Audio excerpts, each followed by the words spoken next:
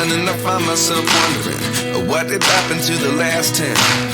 I ran away with my life, fast forward, never turn back again.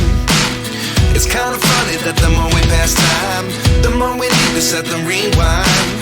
And 19 was the year I had to leave you, but now I'm seeing all the signs.